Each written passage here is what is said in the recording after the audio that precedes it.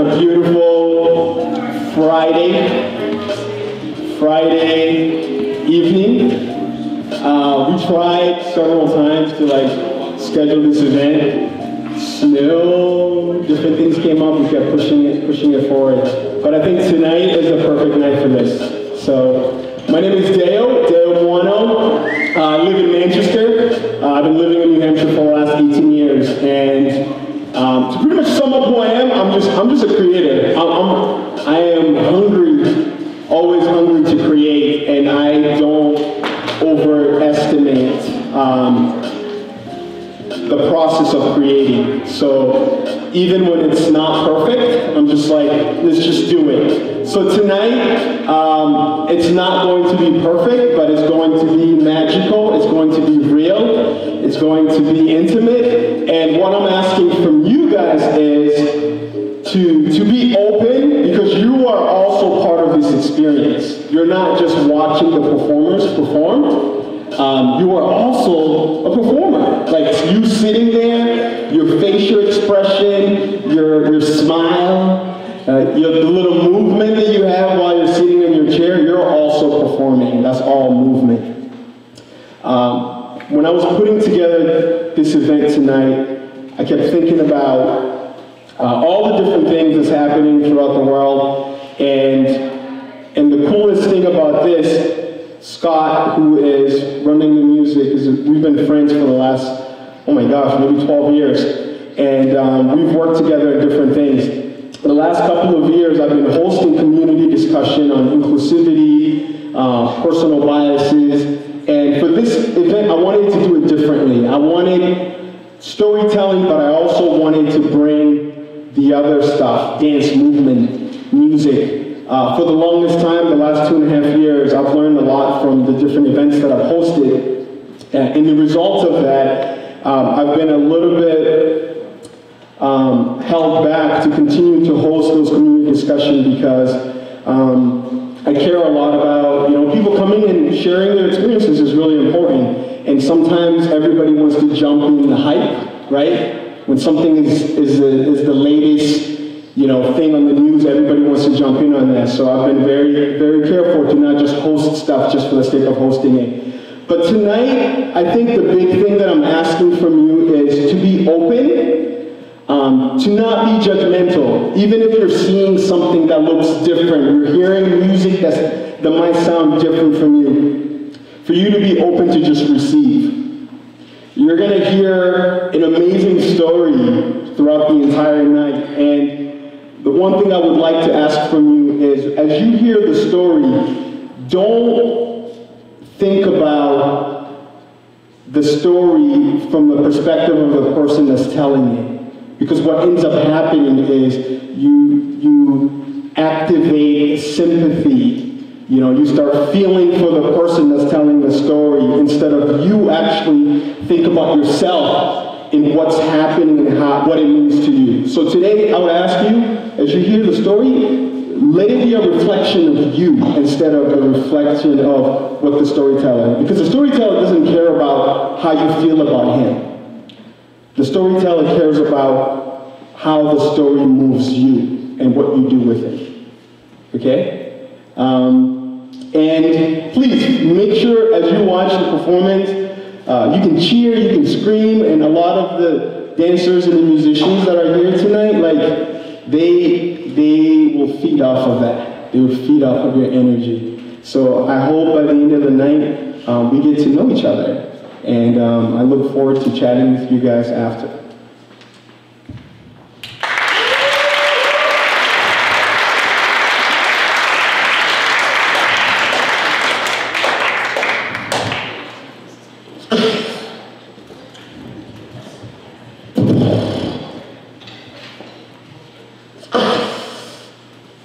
Oh, so much pain.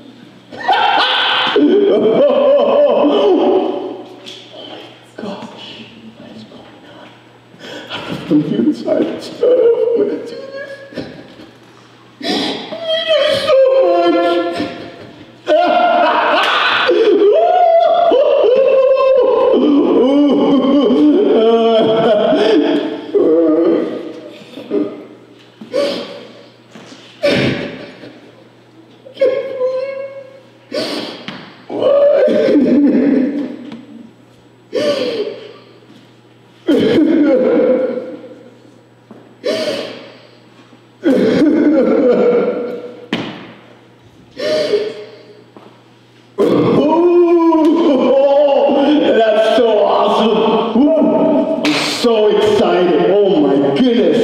I can't wait.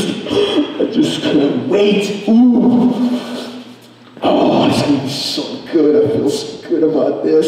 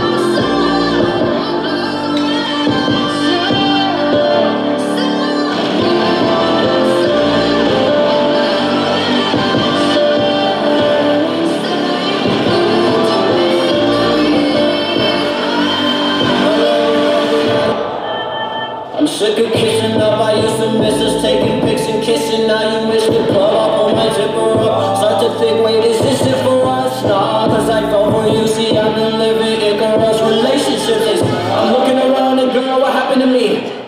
They hate on me now, but soon I'll be winning the black with the black you will see. They mad at my accuracy, but my smoky flow can't even rap to the beat. Let it pass it to the chief, world is tragic in the seas. Cops selling crack in the street, but you look like the Lord. I know I broke your heart, but I love you from the start. Baby, tell me all your secrets, baby, you know this is hard. When I'm crying in your arms, staring at the stars. I knew that there would come a day.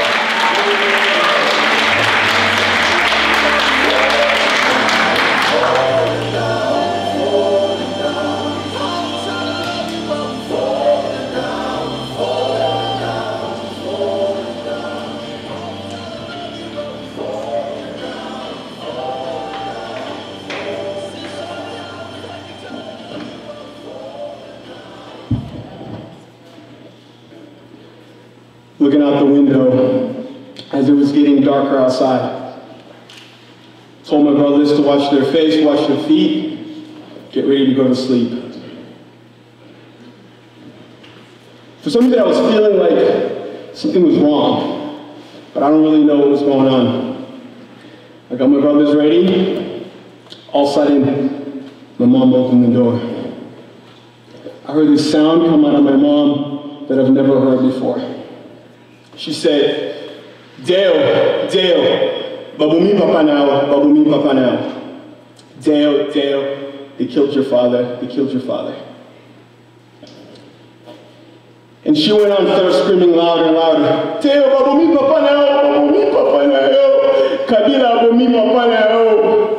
Deo, they killed your father, Kabila killed your father. It was hard for me to be present at that moment as my mom is telling me this. This is a woman that I've never seen show a side of weakness. This story takes place in the Democratic Republic of Congo, in the heart of Africa, where my family and I were living. In 1997, a huge civil war broke out. And as a result of that civil war, the country was thrown into pieces. My father had a chance to restart his life as a normal civilian.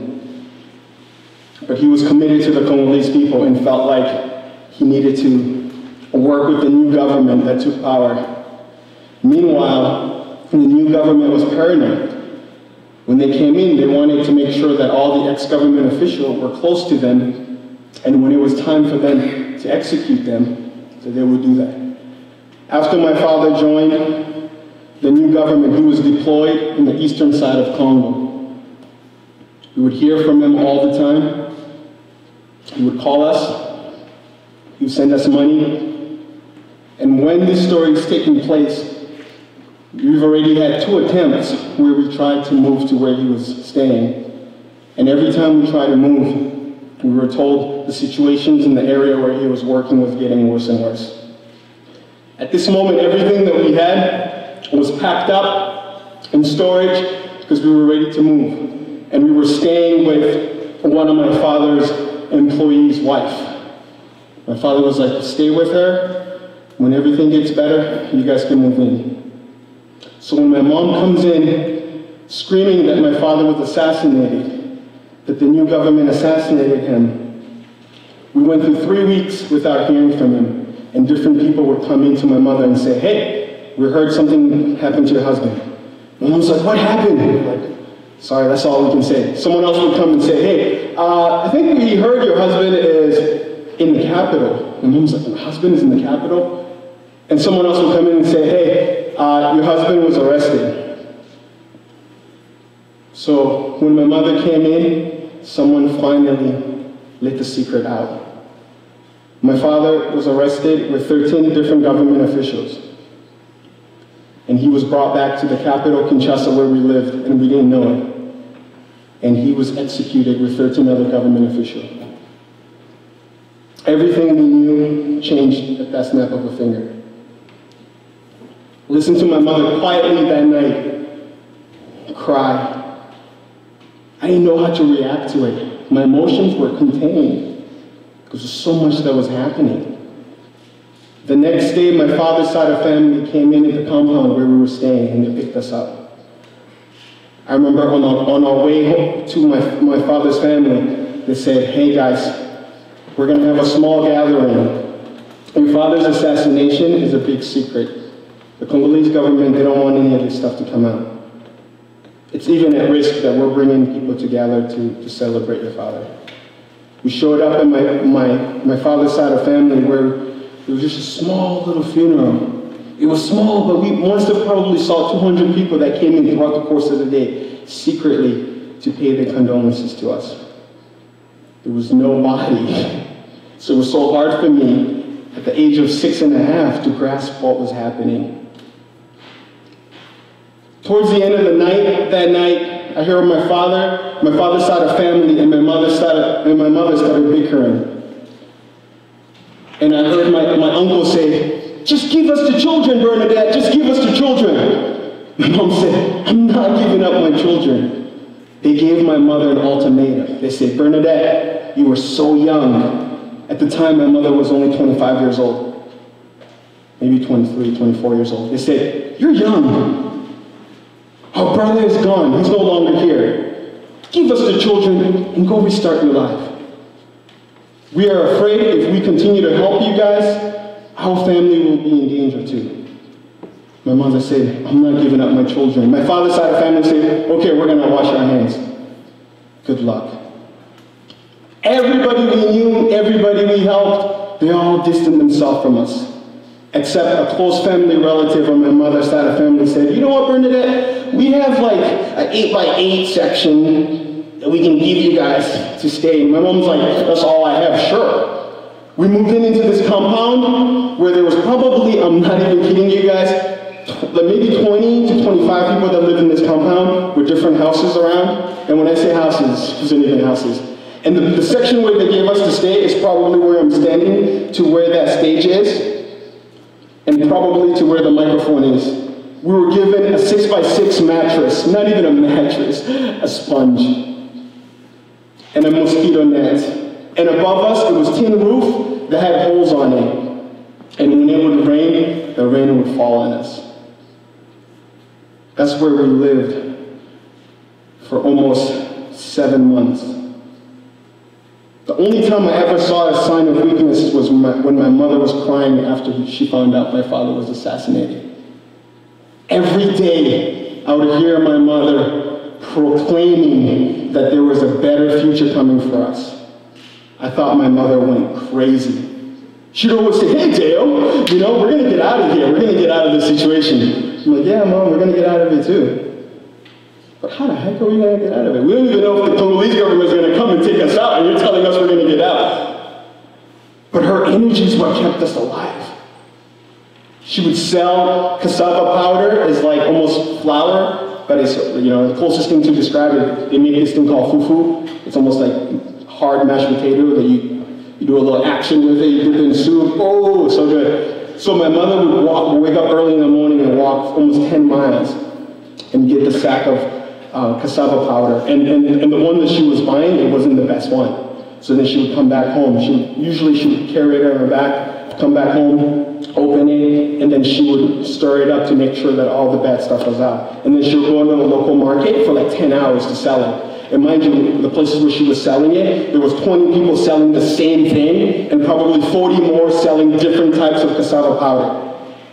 And at the time, my mother had a newborn who was only maybe 3 months old. And my job was, during lunch, I would put my brother in the back with a little kitenge, walk to the market where everybody was selling stuff, give my mom my brother, and she would feed my brother, and she would bring it back. And that was our life. At least we were alive. My mother said, hey Deo, I'm going to start writing letters to send it to different NGOs in the Congo to tell them what happened to my father, what happened to your father, and we're going to get out this way. A gentleman came in and said, hey Bernadette, I'm going to do whatever it takes to help you. And all of a sudden, my mother's energy completely started changing. You know, she was talking about all this stuff. Hey, we're going to get out of here. People are going to help us there. Watch, we're going to get out of here. And I said, Mom, you've gone crazy. One time she came up to me, she said, Deo, I have good news. There's this international organization in Belgium. They want to adopt you guys. They want to adopt the kids.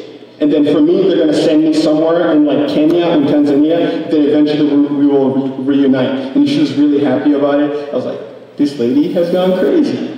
What the heck? Some organization in Belgium is going to like adopt the kids. Like, okay, and then you're going to go to Kenya? I'm like, whatever. Yes, Mom. I would always just say, yes, Mom. The closer it got to the time for us to move, she would say, hey, Deo, you know, it's going to happen anytime. It's going to happen anytime. And then I remember one day she came and she said, Deo, I have good news. I have good news. I'm like, Mom, what's the good news? She said, there's an American organization, the Red Cross is working with them, and they want to take a bunch of refugees. You know, there's a lot of Rwandans and Burundians that live in the Congo that are being persecuted in result of the war. And because I'm half Burundian, so I think they're going to help us get out of the country that way. And we're going to move, we're going to go to a refugee camp, and then we're going to move to America. America, Mom? Come on, like, really, Mom? America, like Bill Clinton, America. this is 96, 97, so Bill Clinton was the president. America, I was like, oh man, my mom has gone crazy. She's gone cuckoo in the head. I was working for the guy who lived next to us. He had a bunch of pigs. So my job was to go out and pick up fish heads, because I guess pigs love fish heads. So I'll go out to the local market and pick out from the trash and grab fish heads, and I'll bring it to his pigs, and he'll just give me a couple of money. You know, I was 7 years old hustling, you know, making a little money on the side. The same guy had a paint shop off the street where I would go there and like just work in the paint shop, and nobody really ever went to buy a paint shop. So one day I'm sitting there, one of our neighbors runs up, Deo, Deo, Deo. At the time, nobody called me Deo, they called me Krasi, because my full name is Deo Gracias, so everybody called me Krasi. Say, hey, Krasi, Krasi. Mama knows up when I was loud. Hey, Krasi, your mom's home, she's looking for you, it's an emergency. I'm like, all right, what's going on? I show up, I see everybody that was living in our compound that were home during that time, they're all sitting there saying, you know, giving my mother hugs. I'm like, what the heck is going on? And she said, hey, Deo, we're leaving. We're leaving today. The Red Cross is going to come and get us. We're leaving today. And I'm like, what is going on? Go pack your stuff. I'm like, okay, I'm gonna go grab my stuff. And I'm still like, my mom has gone completely cuckoo, crazy. What do you mean, go pack your stuff?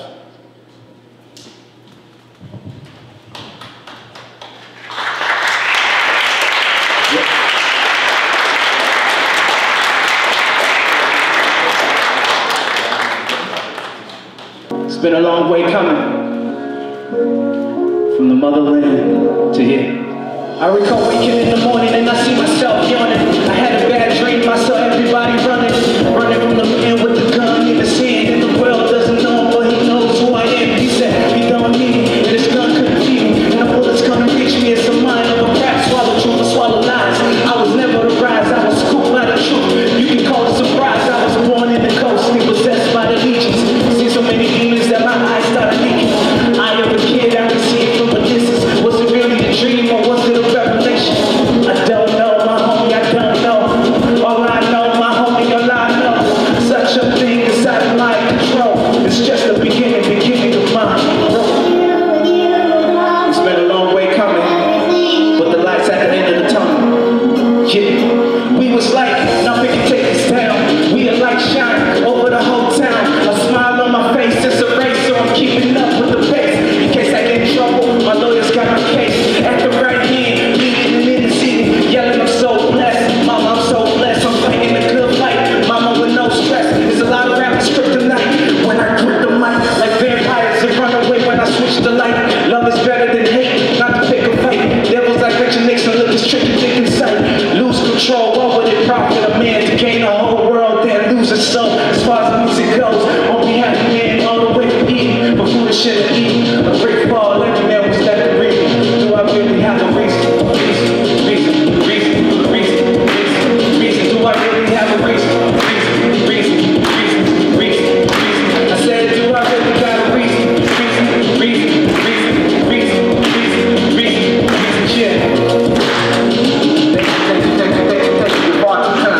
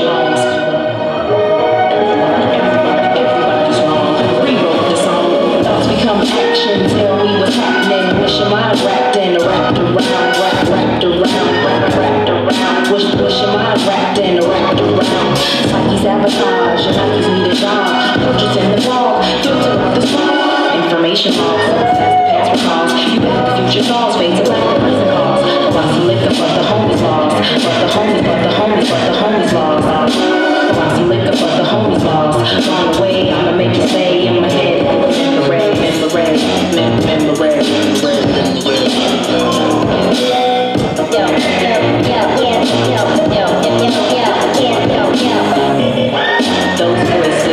Those voices in my head. Those voices in my head.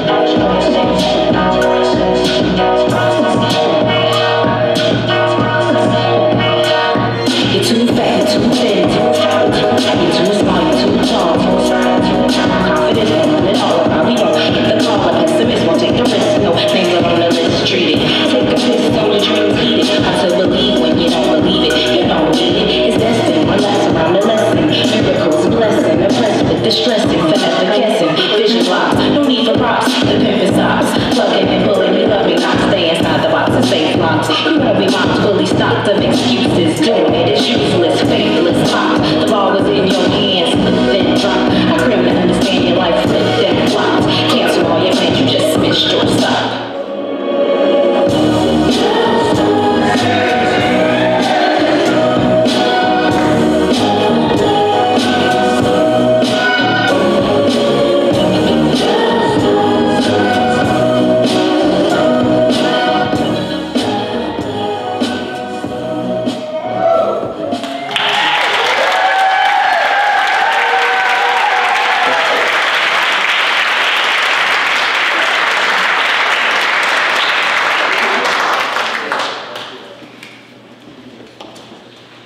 So in a few seconds, I'm saying bye to everybody. Like all of a sudden, this Land Cruiser pulls up with the Red Cross symbol on it.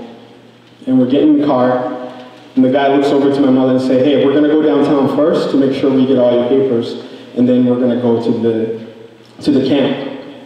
And I'm looking at my brothers, I'm looking at my mom, and I'm still a little confused of what's happening. We show up, the car pulls up, my mom gets out, my mom comes back in, and as we're driving off, the guy's explaining to my mom, so this camp is a secret camp. Nobody really knows about it. A lot of the people that are there, most of the people we've rescued from different jails throughout the country. We brought them here.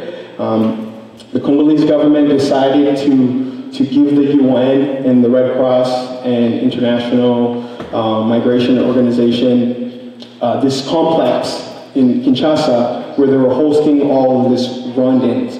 So a lot of you guys know Rwanda from the movie Hotel Rwanda, from the genocide that occurred in 1994. So what happened was during that conflict, a lot of people moved to the Congo to seek refuge. And when the new government that took power, when they were putting themselves together in order to take over the power, there was a heavy influence of Rwandans and Burundians that helped that new government become in power. So what ended up happening was after the new government became in power, there was some stuff that they were supposed to honor and give back to the people that helped them. They decided not to. So because there were already a lot of troops in the Congo, those troops throughout the outskirts of Congo, they were killing a lot of Congolese people. So what Congolese people felt in order for them to seek vengeance was, I'm just going to go and find whoever that's from Rwanda and Burundi, and I'm just going to execute them. So during this time, prior to us moving to this secret refugee, in our way to this secret refugee camp, the society that I lived in, every second you heard gunshots. And those gunshots sounded like, not like when you're going hunting, it sounded like 4th of July, except people were being persecuted. So that was the environment that I came out of. So a lot of the ex-Rwandans were being executed nonstop. So the government, I think what ended up happening, the Western world felt bad about what happened at Rwanda with the genocide, because nobody helped. So they felt like, hey, we got to do something to help. So what they decided to do is to create a bunch of secret refugee camps throughout the Congo. So as we're heading to this complex, my mom is kind of talking to the guy, and the guy is saying, hey, so remember, Bernadette, the only way we can get you in this camp is using your half Burundian nationality. That's the only way we can get you. So from this point on, remember, this is what you have to claim. You have to claim your Burundian background. So the guys keep explaining, when you go in, just remember what we talked about. You gotta keep the narrative that I explained to you. As they're talking, I'm only 6.5 years old, and I'm trying to comprehend everything that's happening. We show up, there's huge gates, people open the gates, and the doors open, and there's a ton of people in this compound. I'm like, what is going on? So we show up in this compound where we upgraded. We went from a 6x6 mattress to 4 different mattresses, like real mattresses. And we went from tin roof with holes on it to like real roof, like actual like place with lights. And my mother looked at me and said, see, Deo, I told you there's people that are going to help us. And it's still hard for me to really comprehend what's happening. We ended up living in this secret refugee camp in Kinshasa for about 5 months. And throughout that 5 months, it was probably the most nerve-wracking experience for my mother. Because what would happen is the Congolese government, they would come into the camp and filter people's names to make sure that the people that are claiming that they're Rwandans are actually Rwandans. Because they wanted to make sure that they kept people in this, anybody that was going to escape the country was not someone that they were scared of. So my mother stayed on this narrative, the narrative that she put together with the NGO, she had to make sure that she stays on it. So about 4 to 5 months in, my mother came and said, hey, Deo, in the next couple of weeks, they're gonna release the first list of people that are going to move to this other refugee camp in Benin. Benin is in Western Africa. So I'm like, this is wild. In my heart, I was like, all right, so we've stayed alive for like, 6 months, 7 months after my father's assassination. So there must be a science here that's working. Let me tell you a little bit more about my mother. My mother, at the time when she lost everything, the only thing she had was her faith. Her faith was the only thing that she had. She held on to her faith so much that I actually thought she was crazy. She would constantly proclaim this crazy stuff, like, thank you God, you're gonna take us out of this situation.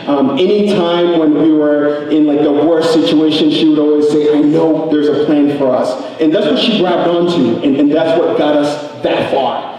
Staying in this secret refugee camp with the chance that our name will be in this list, and then hopefully we can get out of the Congo. Well, when that list came out, our family was 130, 150 on the list. And everybody rushed to see if their name was there. And I remember my mother turned around after she read our name, and she was like, thank you, God. She's like, hey, Deo, our name is in the list, we're gonna move to Benin. I'm like, this is crazy. This is insane. So, more tests, more interviews, eventually, there was more international groups that are coming into the camp and trying to figure out what's going on. And then when it got close to our departure, there was orientation. So in the orientation, they said, hey, in the next couple of days, there's going to be a lot of publicity about this secret refugee camp because the Congolese government, they want to make sure that the international world see that they're doing good deeds. But in result of that, people might actually want to come into the camp. And for the people that are traveling first, there might be a riot. We don't know what's going to happen, but we're betting on this. This is the only way you guys can get out of here. And I remember my mom's like, everything's going to be okay. I was like, okay, this could be it. So the day of our departure, we got into this, there's a huge convoy with UN soldiers and Congolese policemen, Congolese army people. There was probably about maybe 10 buses. We got into the buses, we said bye to everybody. And I remember when we walked into the bus, it was so quiet. It was so quiet. And my mom just held on to us. And super tight, held on to us. Super tight. At the time, by the way, she had 4 children. And as we were riding down, this felt like the longest ride of our life. From where we were living to where the airport was, this was probably about an hour ride, and it felt like it was 20 hours. By the time we got to the airport, there was a little bit of a commotion because people found out that that convoy had the Rwandan refugees that are about to escape. So we got out of the bus. They were checking people's name. The Congolese government had to check the names first. We were checking the names.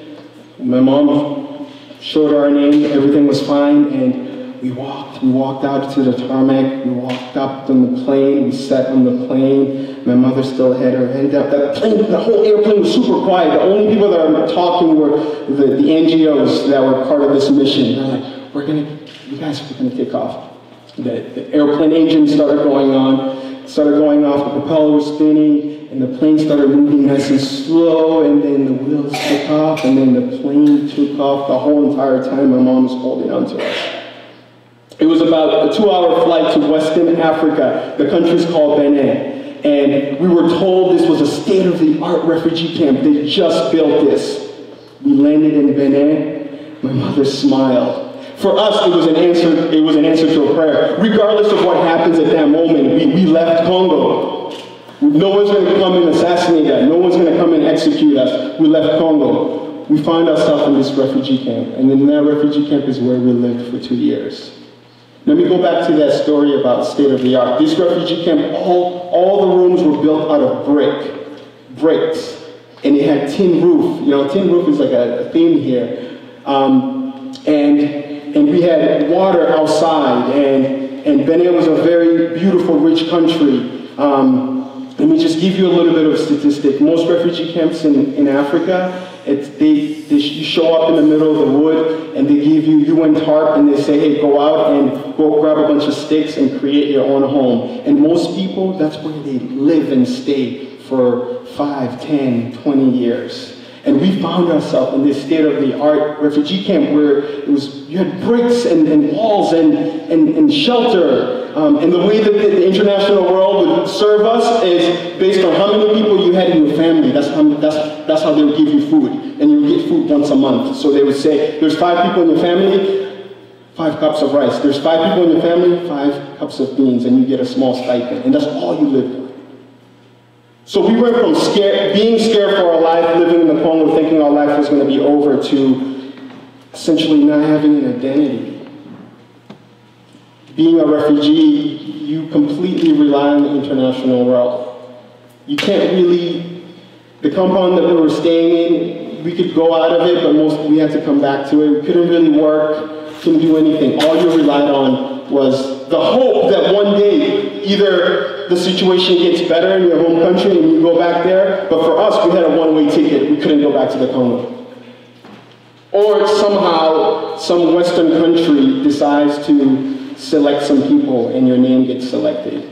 And some of the refugees that were living there, they've been there, they got transported from a different refugee camp. They've been living there for 8 to 10 years.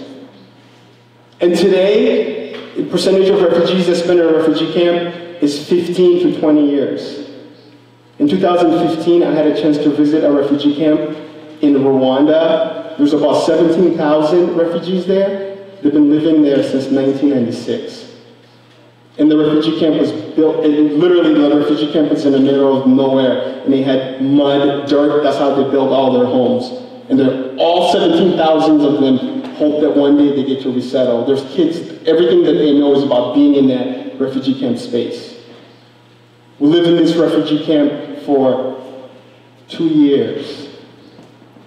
And when the American government was willing to take some people out of that refugee camp, my family was one of 250 families that were selected. The average amount of time refugees spend in a refugee camp, 15 to 20 years. Today, there's 65 million refugees all over the world.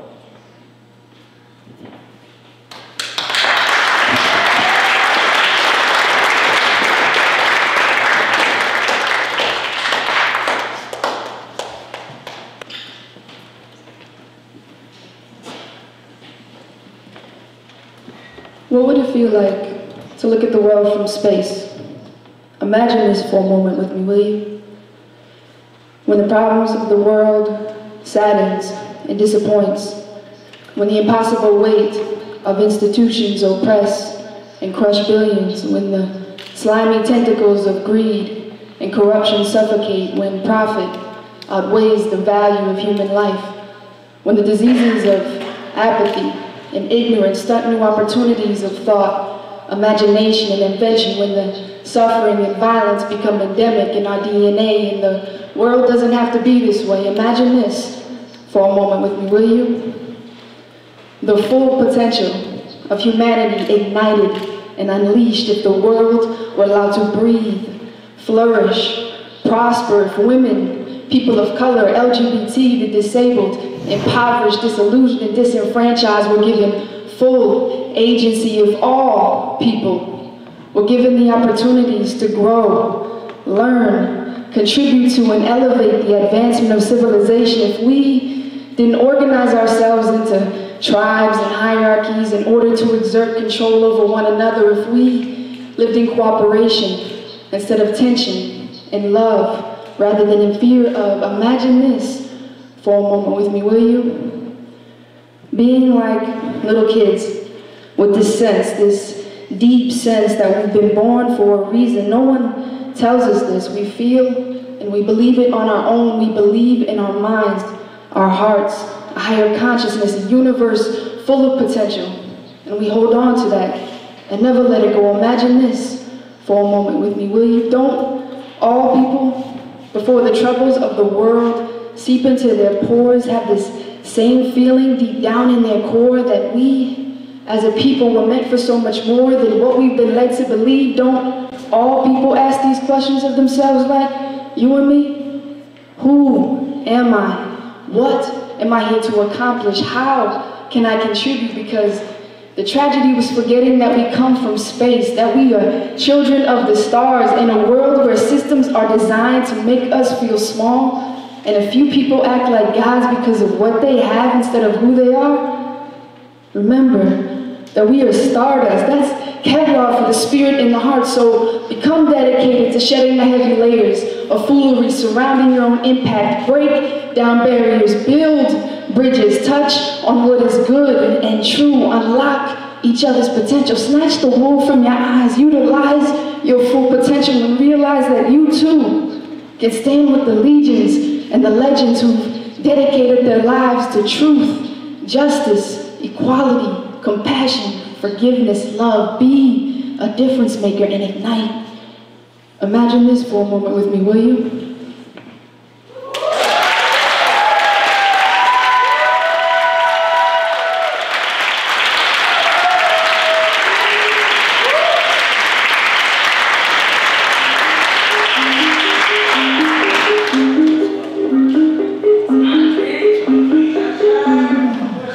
Bottles in a bucket full of ice, but I make room, hit a Lambo. You better believe it, I'm snubble. You know I'm about to take you from your man, celebrate. Pop up with it, and artificial, exactly like it. Since it started, forever doing it. Companies running 100 million platinum. You ain't gotta listen, celebrate. Better step down to me. With the dude, open like your mom with me. Natural, talk to the dude, honestly. I'm dope, coming like me, you already know. I don't like when I lose, if I don't buy them shoes, I don't like those. Do anything that I want to. Think I'm gonna dance on the phone like Michael. Elevate. While I'm driving the moonwalking in the sky, we reach out the side of the view, we doesn't have to know. The couple choppers, acoustic, and the guitar and the music. It's I'm alive and I use it. It's like the side of the cutest. I never lie, but the truth is I'm tired of me too.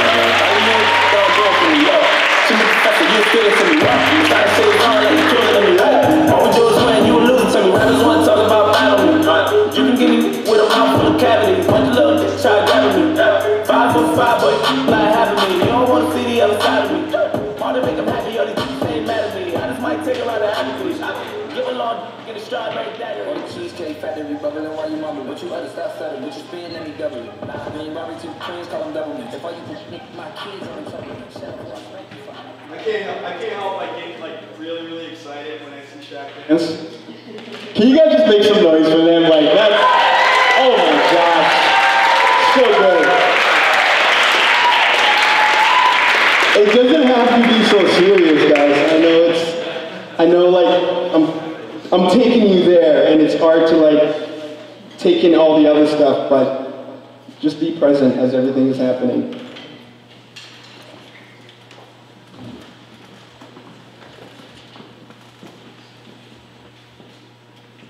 So the day came,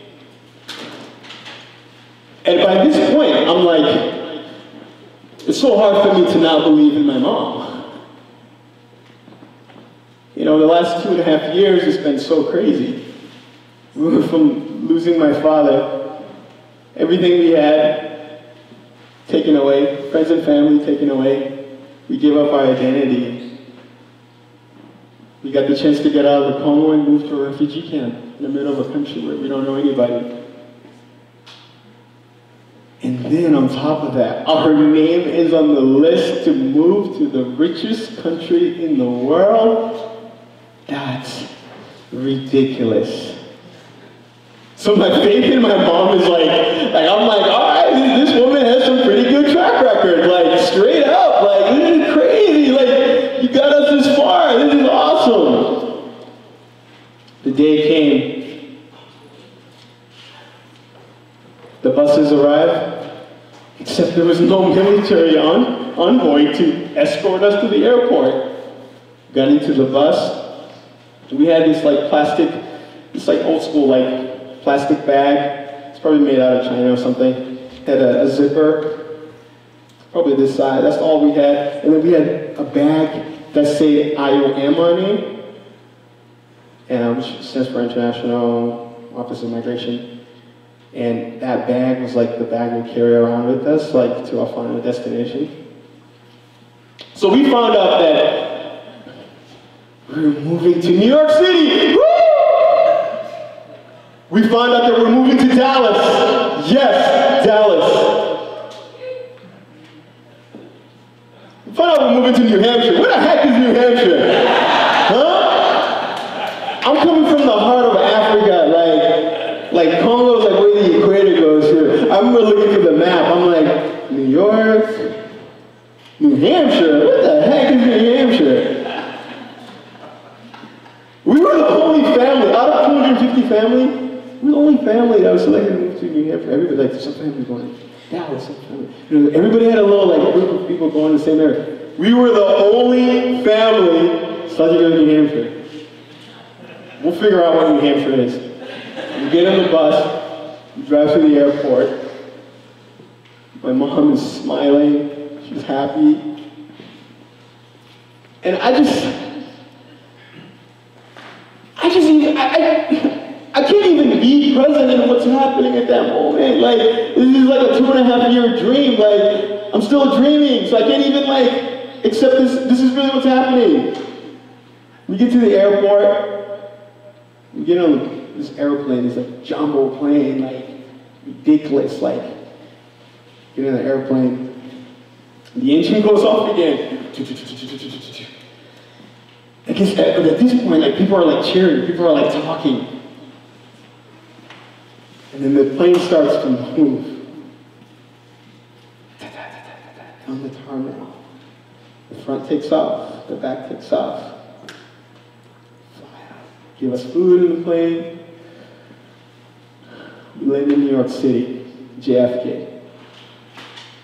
We look out the window, we're like, whoa, a lot of people smoking in America, huh? What's all this air coming out of people's mouth? It's February, like, hey. We start saying bye to each other, different families. Some uncertainty, like, where are we going? We were from this jumbo plane to this like small propelled plane. I think there's probably like 10 people. We get in this plane, I'm like, what is going on? It never even like went above the clouds. Like the whole entire time, like we're going from like city to like nothing. I looked at my mom, I'm like, what is all this powder? Why there's a bunch of white powder? Where are we going? I kid you not. If you go to 96 Webster Street, Manchester, that's where my mom's shop is, go ask her. We landed in Hampshire with our bags. We don't know anybody, just with our highway bag. Luckily, the agency that resettled us, that person was there waiting for us, originally from Morocco, and he speaks French. So he comes up, speaks French to us. We're like, oh, someone speaks French here! It's like, hey, I'm here to take you guys to where you guys going to stay overnight, and then you can go somewhere else after. And I have no idea. Find it and turn it off. So this person welcomes us, and I'm like, okay. He's like, we're gonna move you to this place just for one night, and then we're gonna move you to where you guys are gonna stay. Laconia. That's literally where we stayed for the first night. Like we drove up from the airport. I'm like, where are we? Like it looked like we were like in Alaska or something. And then the next day they brought us to a place in Manchester. It was a 3-bedroom apartment, secondhand furniture, some food, a ton of plastic bags with secondhand clothes. And my mom looked at us and said, I told you that God always had a plan for you guys. We lived in a busy street, so there's always like sirens going off on our street. The first couple of days, they gave us an orientation, said, Bernadette, next week or so, we're going to get the kids in school. You're going to be in the English learning for a little bit. By the third day, we heard a knock on our door. This lady by the name of Sister Irene. She spoke French too. The most bubbliest nun you ever met. Like, oh, Canadian French, great. No, super excited to meet this lady. She said, I have nothing to give you guys except people. I know a lot of people. So ever since that lady, that Sister Irene visited us, every day we would get like 3 or 4 people knocking on our door. Complete stranger who've never met before. They say, hey, we heard a family from Congo just moved here, and what can we help with? Oh, yeah, we'll give you guys a ride to the grocery store. Oh, we'll do this. For us, it was about what America stands for. I remember what my mom said to me. It never leaves my head. She says, Deo, you see, all I have is this hand. This hand is all I have. And all I can give you is guide you to the freedom and the opportunity this country provides. That's all I have. I want you guys to focus in school, and I'm never going to give up working to take care of you guys.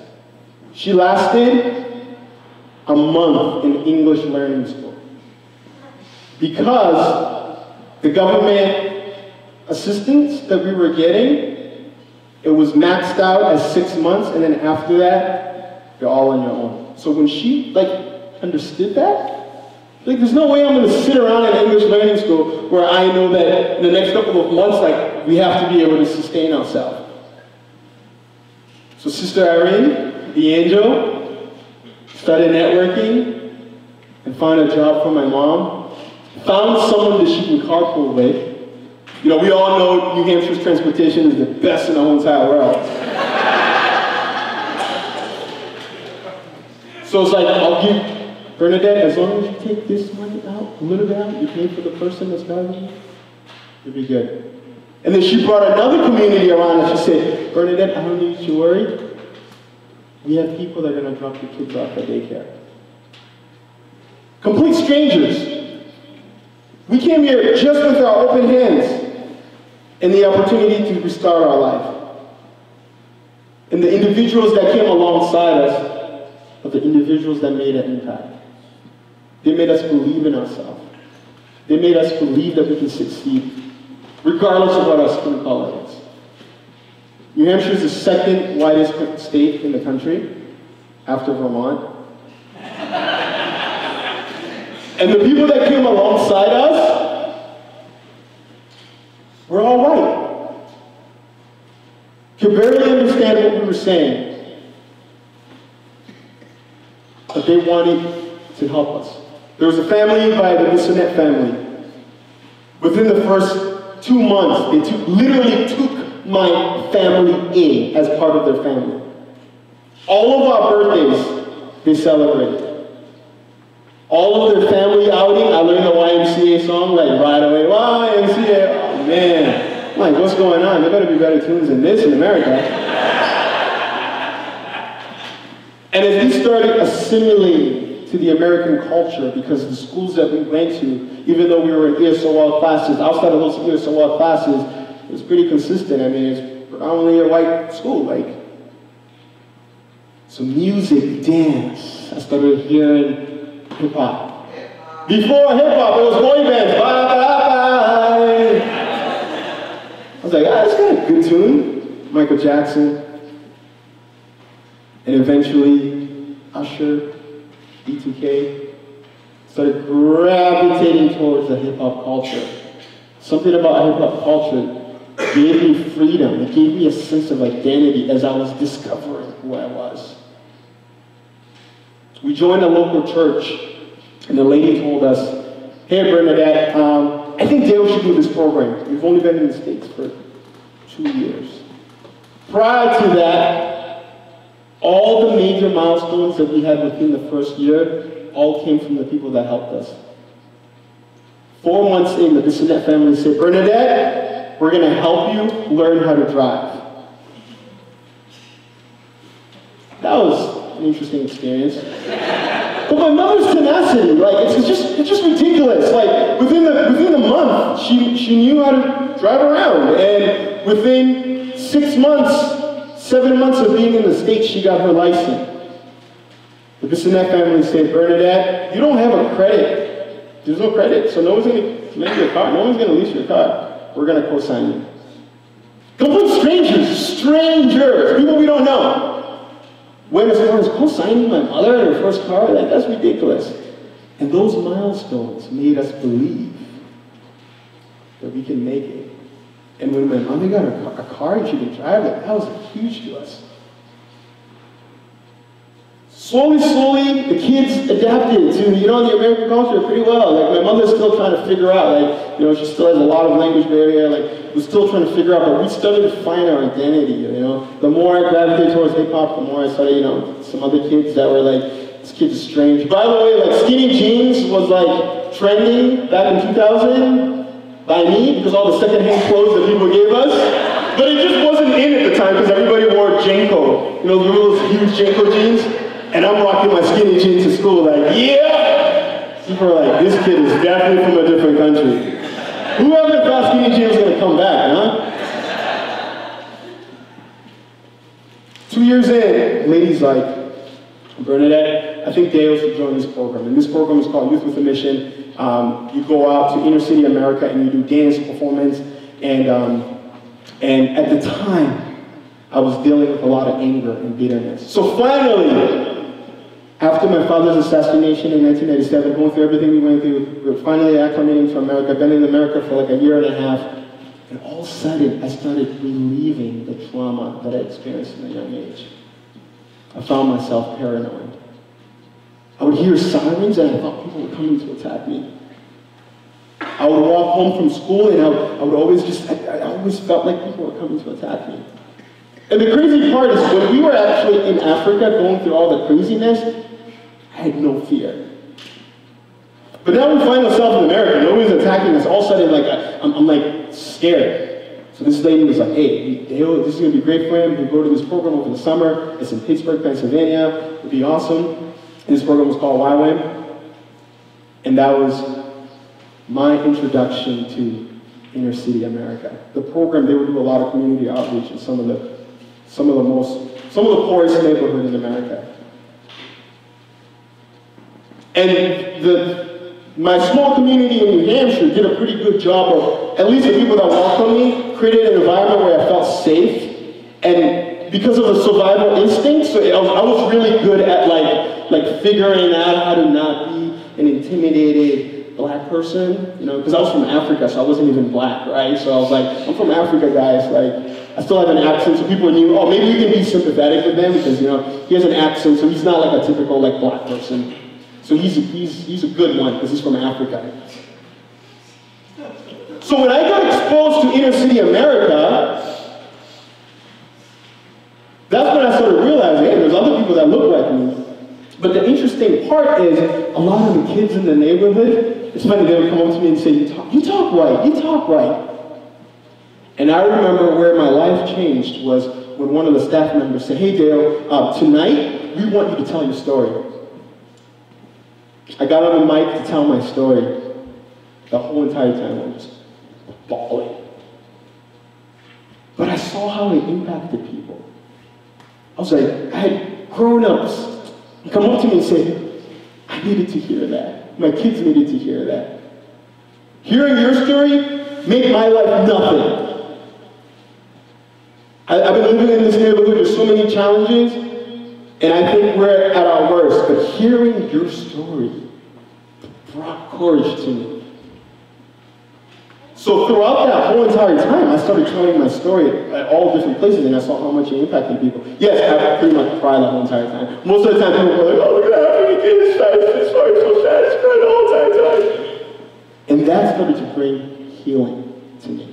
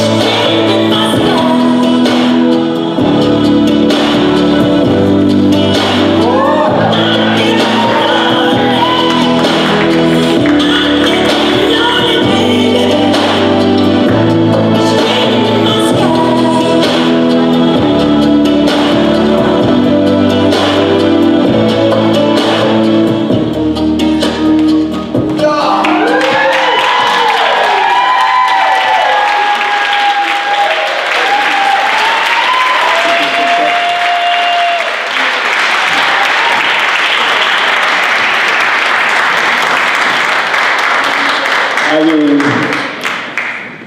it's another story to tell you how I met Abel. Ridiculous. Thank you, Abel. Thank you. Another summer comes around.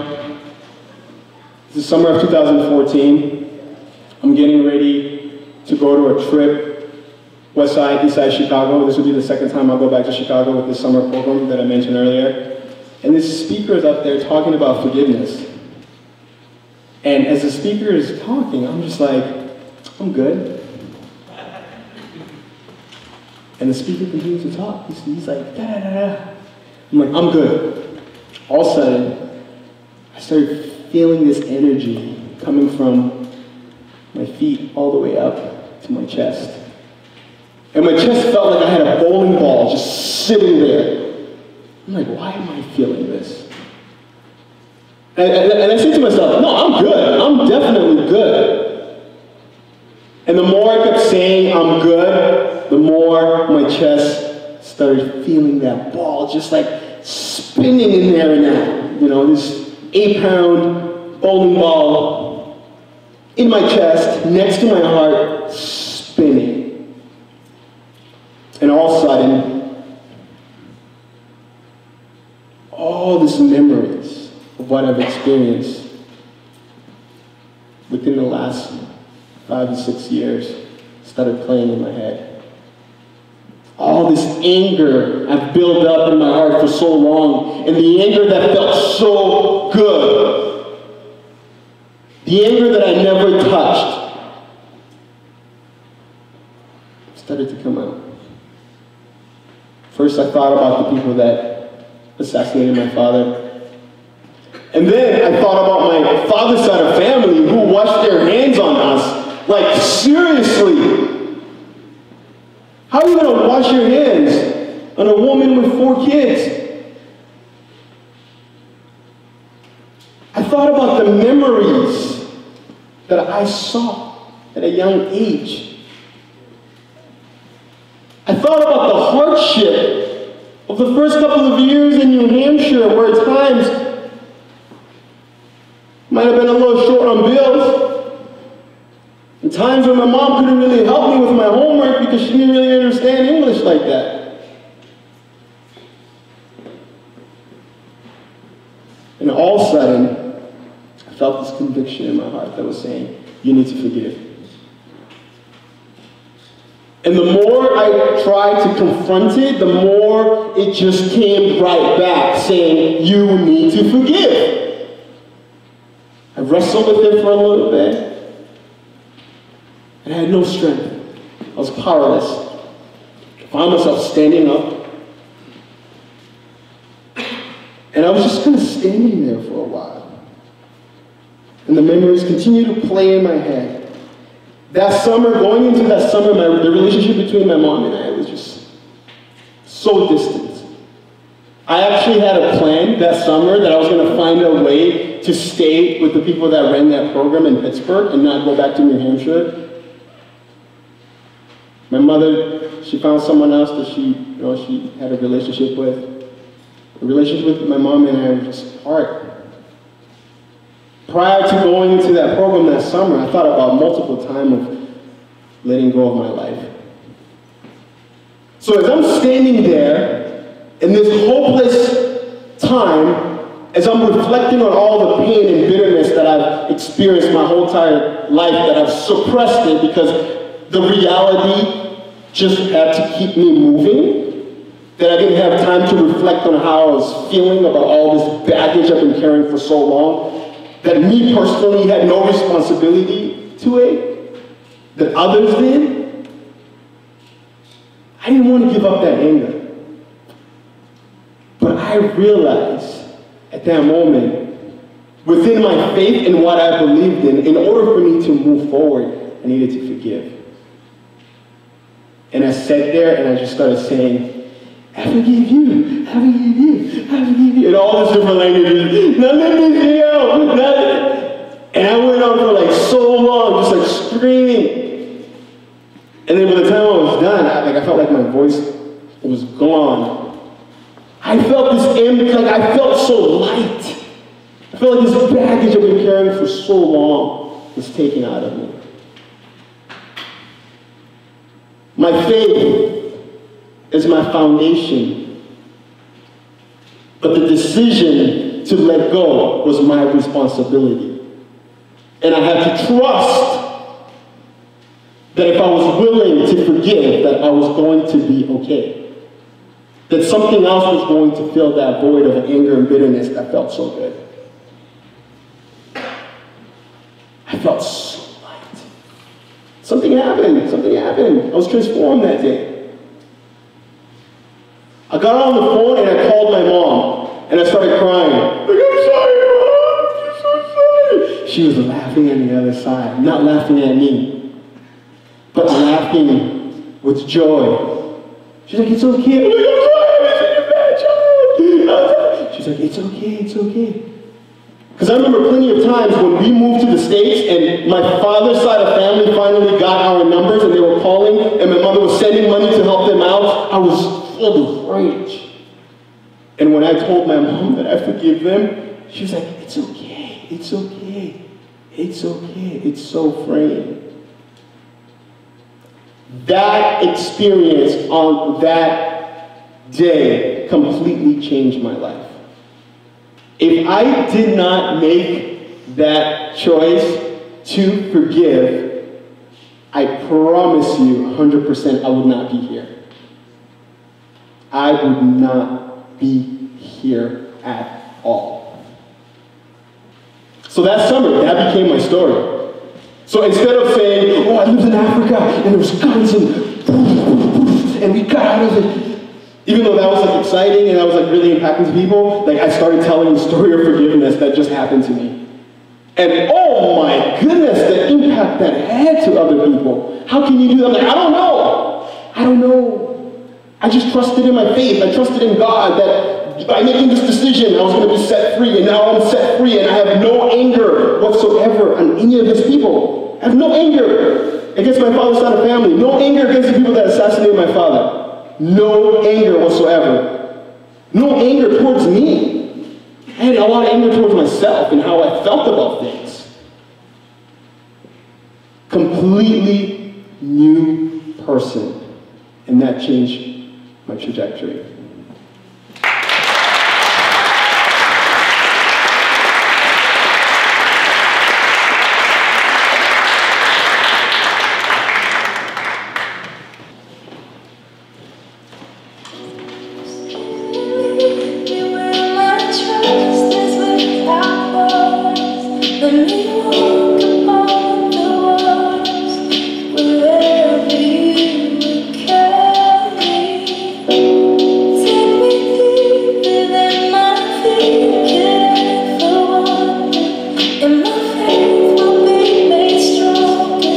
In the presence of my Savior.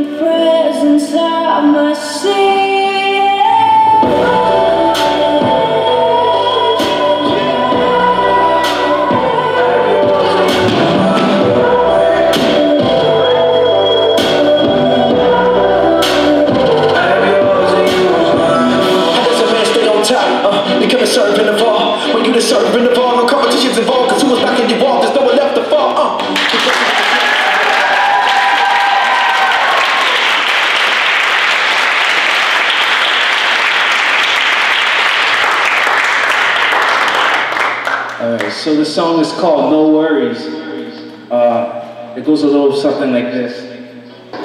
Hakuna Matata, yeah, ooh yeah, everything is good with me, ooh yeah. So when I said, Hakuna Matata, yeah, ooh yeah, I want you guys to say, everything is good with me, ooh yeah. Ready? Are we ready? Yeah. Alright. Hakuna Matata, yeah, ooh yeah. Hakuna Matata, yeah, ooh yeah, everything is good with me. Hakuna Matata, yeah. Yeah, there we go. All right. Yes, sir. Yeah. Yeah. 007. Yeah. Yeah. 007.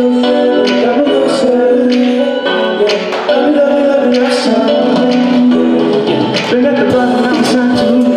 Time is the best to make it not you see. I have seen a blind, you're blind too. If you ever see it, then you got to sweet. You want the money, go get it, go. Promise that you never ever sell school. Die for the money, I will never. Try to be the one that can keep my soul. Hakuna Matata, yeah. Everything is good with me. Hakuna Matata, yeah. Everything is good with me. Hakuna Matata, yeah. Everything is good with me. Hakuna Matata, yeah. Everything is good with me. Ooh yeah. Everything is good with me. Ooh yeah. Yeah. Ooh yeah. Everything is well with me. Ooh yeah. Yeah. Ooh yeah. Everything is good with me. Ooh yeah. Everything is good with me. It's time to manifest your destiny. I can hear you speaking through the melody. You run away, but then you come to. I treat you like my house, like a big party. Never would've known if you never go. I've been thinking about you, really, never know. Die for the money, I will never. Try to be the one that can keep my soul. Hakuna Matata, yeah, ooh yeah. Everything is good with me. Hakuna Matata, yeah, ooh yeah. Everything is good with me. Hakuna Matata, yeah, ooh yeah. Everything is good with me. Hakuna Matata, yeah, ooh yeah. Everything is good with me. Ooh yeah, ooh yeah. Everything is good with me. Ooh yeah, ooh yeah. Everything is good with me.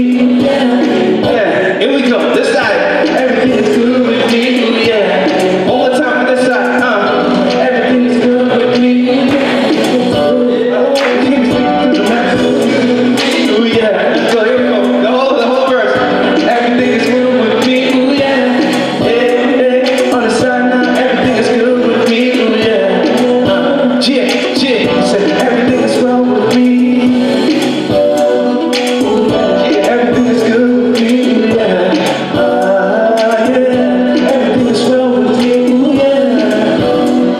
Yeah. Everything is good with me. Ooh yeah. Yeah. My name is Martel. Thank you guys. Thank you guys.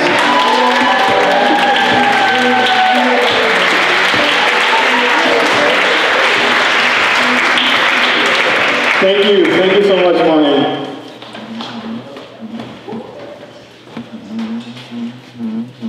So, this past February, I celebrated 18 years in America, still living in New Hampshire.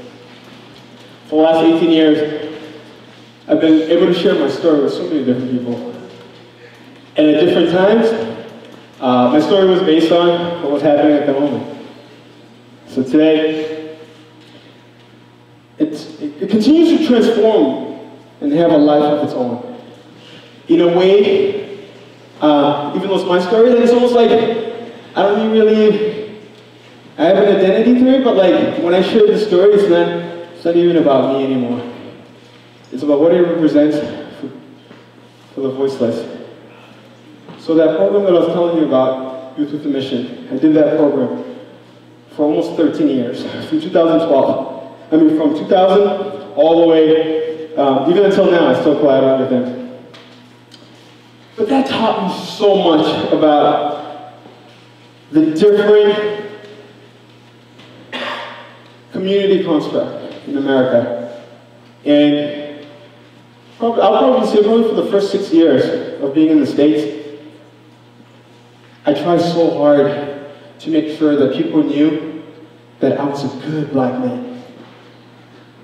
I was a black man that they didn't have to feel intimidated. And sometimes what I ended up doing, I actually ended up suppressing who I was in order to make sure that the majority around me accepted me.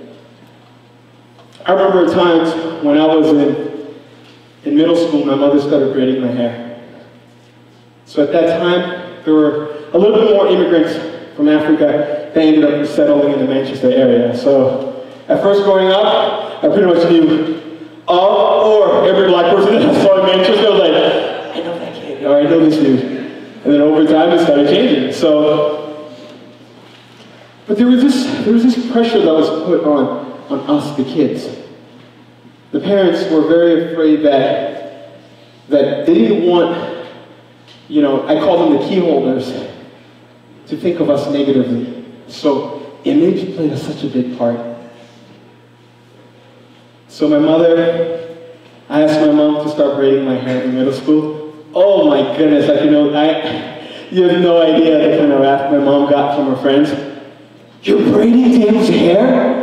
He's gonna be a thug. Even if he's not a thug, people are gonna think he's a thug, so he's not gonna get any opportunities. You allowed him to wear these baggy clothes? I was wearing some 4XL, you know what I mean? During that time, Shaq. But that had nothing to do with who I was as a person. So aside of me, from an external piece, I was like, I'm gonna be me. But from the internal piece, when I had relationships with people, I worked extra hard to make sure the key holders knew that I was a good black man. I was an educated black man. I wanted to go to college one day. So eventually throughout high school, every time I would go out to this community and meet all these different people. By the way, the organization Youth with a Mission was predominantly white too. So there was a lot of influences in how I saw the black people, especially because we're serving really low-income neighborhoods. We didn't just serve low-income black people, but we served low-income neighborhoods. So sometimes a lot of those neighborhoods we had a lot of minorities in it. But the more I started to get to know those communities, the more I started realizing the culture that I love so much, which is the hip-hop culture, the root of it was coming from this neighborhood. I remember one time I was in this neighborhood in Philly, and I was dancing like Usher, and I remember the kids were like, what the heck is that? They had their own dance style. They were doing the Wu-Tang, the SpongeBob. And I was like, man, I gotta learn how to do the Wu-Tang and SpongeBob. They had their own music that they were dancing to. I was like, wow, there's so much richness coming out of this. And the more my perspective started to change. It probably didn't hit me until I was in college. Graduated out of high school, went to college, studied international relations. I was an overachiever. It's actually really interesting because in high school, I was like a C, D, sometimes I had an F student. And then I decided to make this drastic change my senior year, which I ended up doing really well, and I got accepted to 6 colleges. That was another major milestone to my family. That was huge. I learned how to be resourceful from my mother. And the people that are here that know me, they know how resourceful I am. At every stage when I was tapped out, I would reach. Hey, can I talk to you? Hey, this is my aspiration, this is where I want to be. And throughout that, I've built so many different relationships. So in college though, I kicked butt in college. I was honors and high honors in college, which is if you look at my high school report card, you're like, is this the same student? Studied international relations. I ended up majoring in international relations and modern European. The modern European part was I just took a bunch of history classes, and my advisor was like, dude, you can double major. Oh. I was like, I'm paying 40 grand a year here. I was in LA in college, so I always found a way to make it happen. So that covered my tuition, my board and room. And then I went out to get my master's after that, and I've done all this really cool stuff. But as a person, I continue to be challenged in how I identify myself. And today, the one thing I want to leave out with you guys is, started learning a lot. I worked for Southern University. They had this competency-based program where I helped develop a coaching model with a bunch of brilliant people. And I started coaching a lot of adult learners, and I started hearing how much fear influences who they were. And then I started thinking, maybe the fear that people have towards other culture, that's really what holds them back. That's what creates this wall. So the last couple of years, I've done a lot of work around helping people dissect their own personal biases. And one of the big things I always say, if your perspective on other culture has nothing to do with your own touch point with that culture, then you gotta confront those biases. Even if it does, it doesn't represent the entire culture. And when we go and pull on the narrative that supports our point of view, we just continue to increase that fear more and more. And all of a sudden you start making decisions that you think you're protecting, quote unquote, yourself, but then you're actually persecuting those other cultures that you have no direct touch point with. So today, I celebrate my blackness. I celebrate my Africanness. Okay? I celebrate my love to music and dance and hip-hop culture. And so my work is split in half. One half is empowering minority communities to take ownership and identity in what makes them who they are and find opportunities to leverage and move forward. And then my other half is working to educate the majority groups to confront their own biases. Because the reality is, if you live in a society that reflects you, then you don't have to second guess and say, oh, does this community really reflect who I am? Of course it does. But the other piece is when you're put in a position of power, when you are an HR manager, when you are a social worker, when you are a teacher, when you are a community leader, and you're walking around and carry yourself with all these biases, and if somehow you're given a decision that reflects those other community and other culture, and you don't have the time to confront your own biases, what do? You go by those fears. And you end up hiring someone that looks like you and thinks the same way as you, because you want to protect your preferences. So I leave you with this. Create the space where you can confront your fears, whatever fear that is, regardless of how much safety you feel when you create those walls. Because at the end of the day, it's just a perception until you have that direct touch point. So as you heard my story today, you saw these amazing performers. I don't know if you caught it with the different clothes I wore tonight. If you can reflect back on the different clothes I wore and tie it to my story. There's people in your communities. There's people your children are going to interact with. And the foundation that you set within your own household determines how that mindset spreads out. America represents freedom for so many people all over the world. Regardless if they don't align with our quote-unquote morality. The freedom that reigns out of here brings hope to billions and billions of people. And when people scream and do whatever they can to come here, it's because it's a far-stretched dream that most people would never get to experience it. Me, as someone who had no life, who became a refugee, lived in a refugee camp for 2.5 years, when most people spend 15 to 20 years, and I'm going to leave you with this. Less than 5% of that 65 million refugees that live throughout the world will ever get a chance to resettle to a Western country. Less than 5%. So that 17,000 refugees that I told you about in that refugee camp I went to visit, less than 5% of that 17,000 will end up resettling to a Western country. And today in America, the number went from 120 to like 50. And for some reason, we still are marginalizing those folks when they actually get a chance to resettle here. We still persecute them. Because why? Because we want to protect our fears. So my reflection and my giveaway to you guys tonight is, what does it take for you to create a space to confront your biases and confront your fear? We have one last number. I know we're a little bit over time.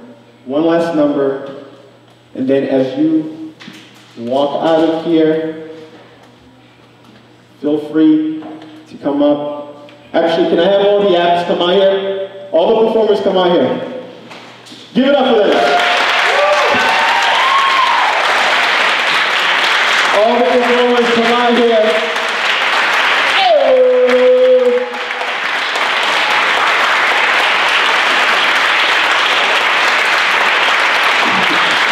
You know, the coolest thing about these guys that you see, these guys and girls that you see out here, they're so connected to me. This is my brother Destin. Come on, Martin, let's go. My brother Destin, he almost died in 1997 because we didn't have money to buy meat. And his blood type kept going like back and forth. Like the doctors were like, hey, we have some doctors here, there's some stuff in the abdomen blood cell and someone has really low iron. Like we almost lost it because of where we were, but he persevered through all those challenges. My brother Destin. This is Abel. I was in an assembly when I was in high school. I did an assembly in middle school, and I called out some students. I'm like, hey, you want to do a dance battle? And this 6th grader came out and just ripped it. I was like, who are you?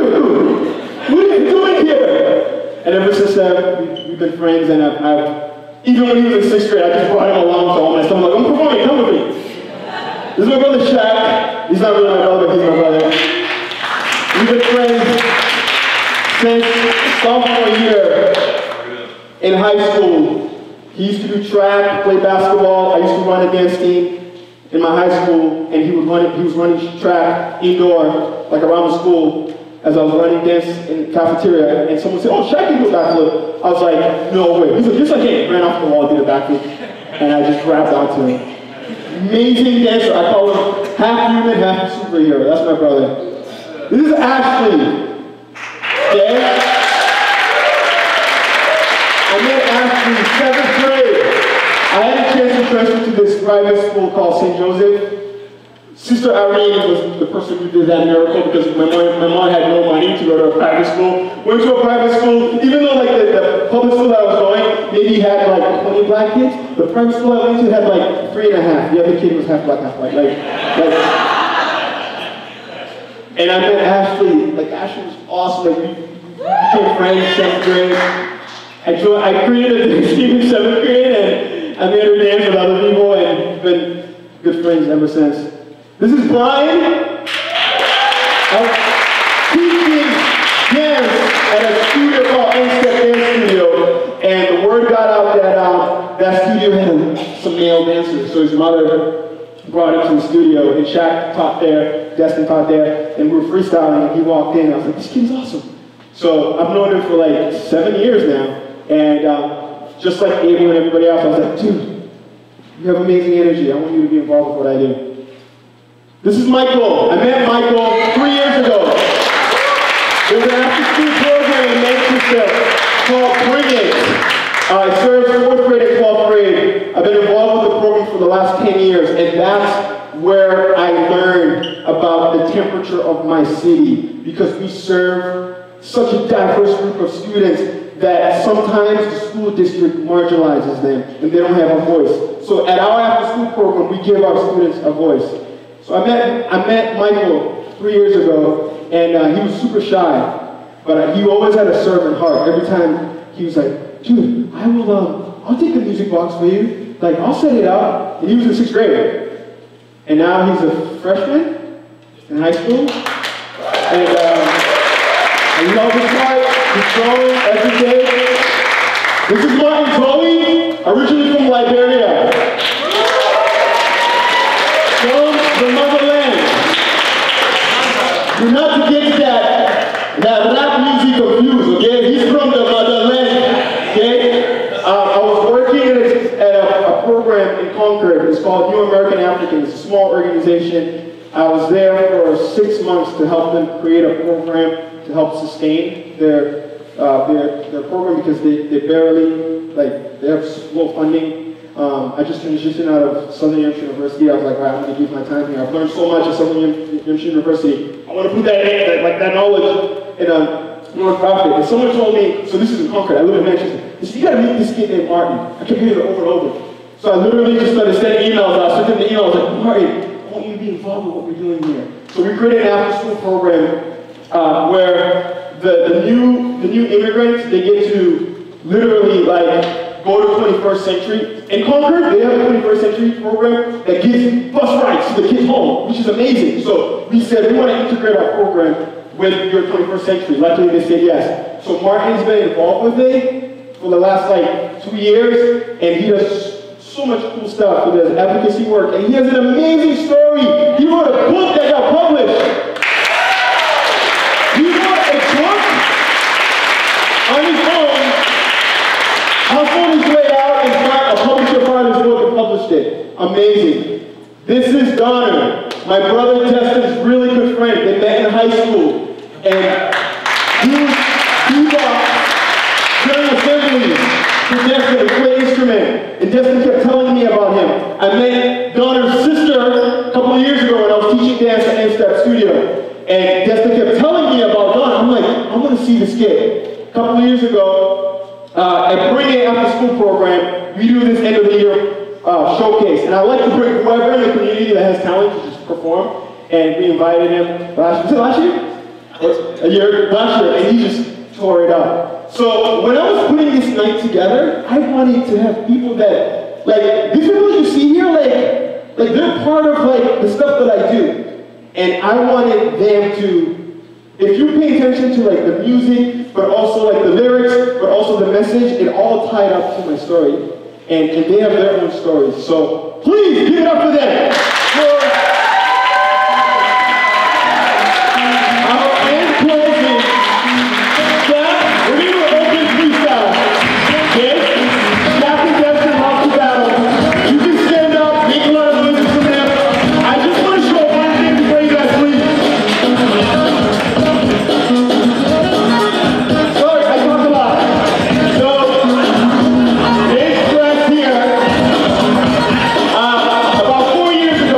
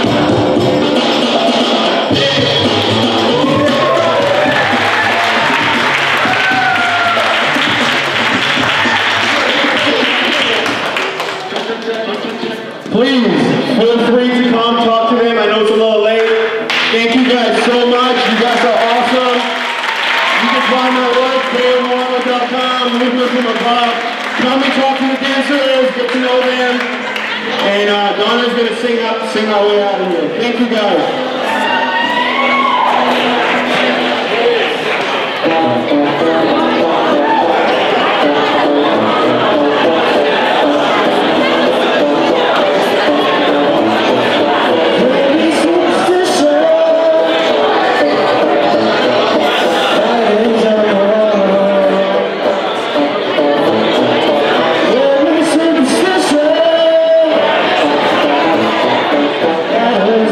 Now